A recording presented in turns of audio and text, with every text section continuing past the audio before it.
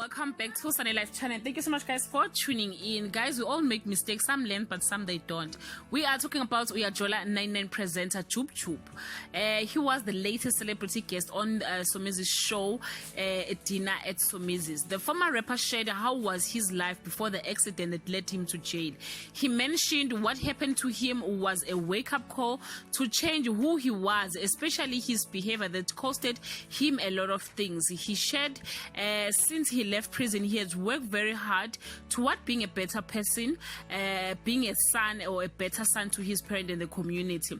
Guys, whenever Jub Jub has an interview, fans expect he will share who is telling the truth between him and Kelly Khumalo about Christian, their son. Last year, Jub Jub had an interview with Pearl Thusi behind the story, and he explained he is not allowed to see his son.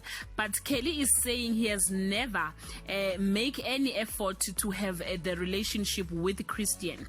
Guys, so Somizi really enjoyed that conversation they had with Jub Jub, and he was blushing the whole episode and giving compliment on how handsome and charming Jub Jub is.